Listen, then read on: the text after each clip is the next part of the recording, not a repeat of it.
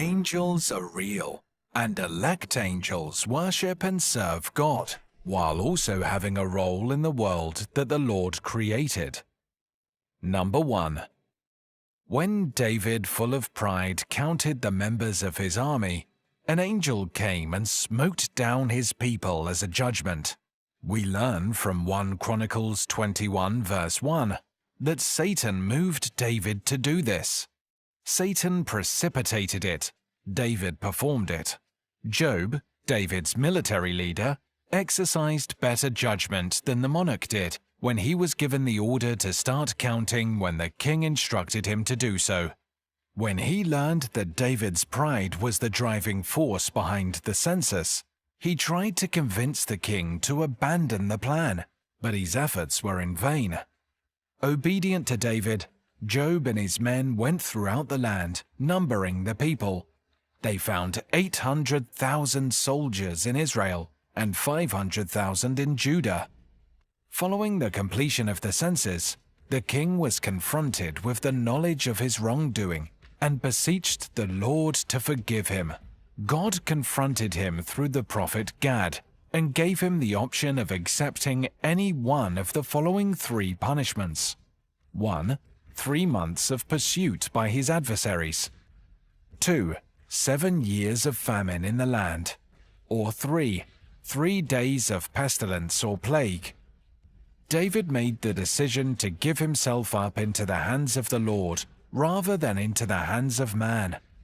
The Lord dispatched a plague that lasted for 3 days and claimed the lives of 70,000 men. When the angels of destruction arrived at the threshing floor in Urana, God intervened and prevented him from destroying the city of Jerusalem, also called Ornan. David asked the Lord why he was destroying the people of Israel when it was David and his house who were guilty. God's reply given through Gad was for David to build an altar on the threshing floor of Urana. So David the king immediately began to arrange with Urana the Jebusite for the purchase of the site.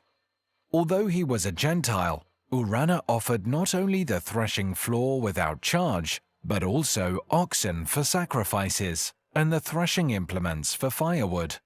The king's noble answer was, "Nor will I offer burnt offerings to the Lord my God with that which costs me nothing." Finally, David bought the threshing floor and the oxen for 50 shekels of silver. The plague stopped when burnt offerings were offered on the altar. In the major prophets, Isaiah makes 2 references to the angel of Jehovah as defending Israel and defeating her enemies. Number 2. 185,000 Assyrian soldiers were against the people of the Lord. The Lord ensures Ezekiel that the king of Assyria will not enter Jerusalem or get near enough to strike it. God will defend the city and send back the invader the way he came. Isaiah 37 verse 36. And the angel of the Lord went out and struck 185,000 in the camp of the Assyrians. And when the surviving men got up early the next morning, they saw all the dead.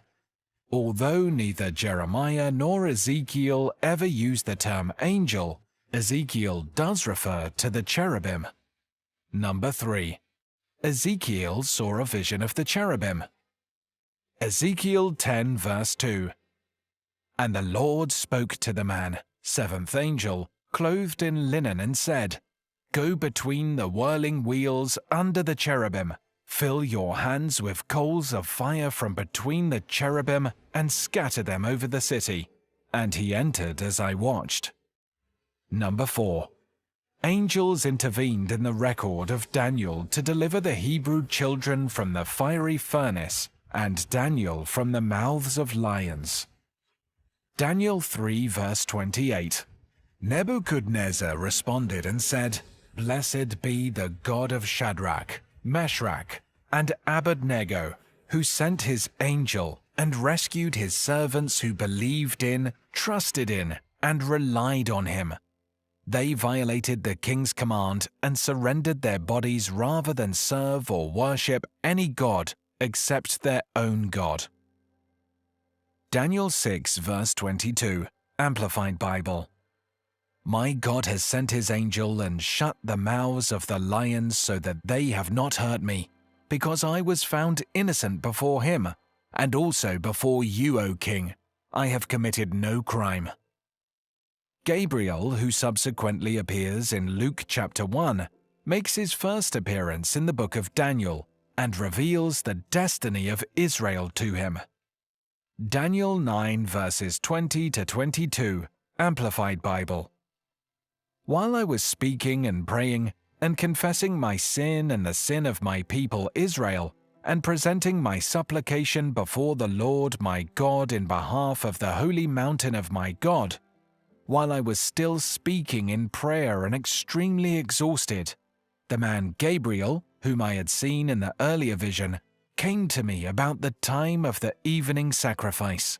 He instructed me, and he talked with me and said, O Daniel, I have now come to give you insight and wisdom and understanding. Jude identifies Michael, the archangel, as one of the chief princes, and he serves as Israel's primary protector against both human people and other angelic creatures. This defense role is described in Jude 9. Daniel 10, verse 13. But the prince of the kingdom of Persia was standing in opposition to me for 21 days. Then, behold, Michael, one of the chief of the celestial princes, came to help me, for I had been left there with the kings of Persia. Number 5. In the books of the minor prophets, the prophet Hosea reveals that the man that wrestled with Jacob, Genesis 32, was actually an angel. The book of Zechariah has 20 different uses of the word angel, contributing significantly to the development of the theology of angels found in the Old Testament. He sees angels as the agents of God's action and judgment, as well as translators of God's vision for Zechariah. He also sees angels as God's reconnaissance agents. It is believed that the angel of Jehovah is the personal representative of Jehovah, or possibly Jehovah himself, and that he or she intercedes on behalf of the people of God. Job and Psalms contribute to our knowledge of good and evil angels. Number 6. We are told of a scene in heaven when the sons of God, angels, appeared before the Lord. Satan was also present. When God spoke to Satan regarding the uprightness of his servant Job, Satan suggested that Job feared God because he had been so good to him. According to Satan, if the Lord had not put a protective hedge around Job, then he would have cursed his Creator to his face. Job 1 verse 6. Now there was a day when the sons of God, angels, came to present themselves before the Lord, and Satan, adversary, accuser, also came among them. Number 7. The Psalms portray angels as guarding and rescuing God's people from danger in various situations. Psalm 78, verse 49. He sent upon them his burning anger, his fury, and indignation and distress, a band of angels of destruction among them. The Psalms portray angels as guarding and rescuing God's people from danger in various situations. Psalm 34 verse 7.